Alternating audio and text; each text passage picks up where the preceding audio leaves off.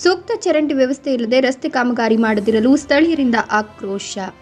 ಶ್ರೀನಿವಾಸಪುರ ಪಟ್ಟಣದ ರಂಗ ರಸ್ತೆ ವ್ಯಾಪ್ತಿಯಲ್ಲಿ ಪುರಸಭೆ ವತಿಯಿಂದ ಸಿಸಿ ರಸ್ತೆ ಹಾಗೂ ಚರಂಡಿ ಕಾಮಗಾರಿ ವಿಚಾರದಲ್ಲಿ ಸ್ಥಳೀಯರಿಂದ ಆಕ್ರೋಶ ವ್ಯಕ್ತವಾಯಿತು. ಅಂಗವಿಕಲ ಮಗು ಇರುವ ಮನೆ ಮುಂದೆ ಚರಂಡಿ ನೀರು ನಿಲುಗಡೆಗೊಂಡು ತೊಂದರೆ ಉಂಟಾಗ್ತಿದೆ ಅಂತ ಆರೋಪಿಸಿದ್ರು.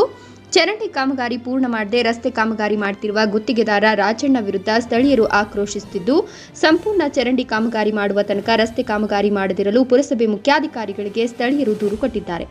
ಈ ಬಗ್ಗೆ ಕೂಡಲೇ ಪುರಸಭಾ ಅಧಿಕಾರಿಗಳು ಎಚ್ಚೆತ್ತುಕೊಂಡು ಅಂಗವಿಕಲ ಮಗು ಇರುವ ಮನೆಯ ಮುಂದೆ ನಿಲುಗಡೆಯಾಗ್ತಿರತಕ್ಕಂಥ ಚರಂಡಿ ನೀರಿನ ಸಮಸ್ಯೆಯನ್ನು ಬಗೆಹರಿಸಿಕೊಡಲು ಮಾಧ್ಯಮದ ಮೂಲಕ ಮನವಿ ಮಾಡಿಕೊಂಡರು. ವರದಿ ಶಿವಪ್ರಸಾದ್, ಶ್ರೀನಿವಾಸಪುರ.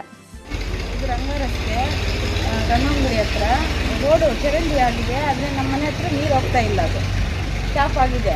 ರೋಡ್ ಹಾಕ್ಸ್ಬಾರ್ದು, ಚರಂಡಿ ಹೋಗೋವರೆಗೂ ನಾವು ರೋಡ್ ಹಾಕ್ಸಲ್ಲ, ಸ್ಟಾಪ್ ಮಾಡಬೇಕು ಅಂತ.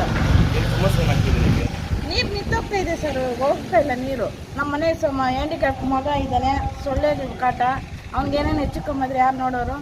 ಮುಂದೆ ಚರಂಡಿ ಇದೆ ನೋಡು, ಅಲ್ಲಿವರೆಗೂ ಇದೆ.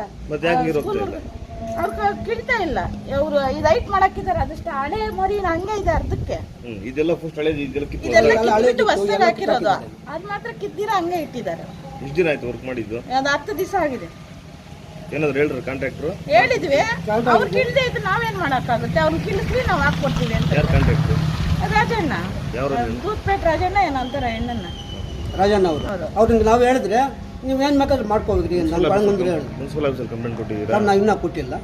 ಒಂದು ಹೋಗಿ ಅರ್ಜಿ ಒಂದು ಕೊಡ್ತೀವಿ. ಏನಂತ ಅರ್ಜಿ ಕೊಡ್ತೀರಾ? ಅದೇ ಹಿಂಗೆ ನಮ್ಮ ಪ್ರಾಬ್ಲಮ್ ಸಮಸ್ಯೆ ಅಲ್ಲ ಗಂಟ ಕೆಲಸ ನಿಲ್ಲಿಸ್ಬಿಡ್ಬೇಕು ಅಂತ ಕೇಳ್ಕೊಂತೀವಿ ನಾವು. ಇನ್ನು ಅಲ್ಲಿವರೆಗೂ ಬಿಟ್ಟಿಲ್ಲ. ತಕರಾರು ಅರ್ಜಿ ಕೊಡ್ತಾ ಇದ್ದೀರಾ? ಅರ್ಜಿ ಕೊಡ್ತಾ ಇದ್ದೀವಿ.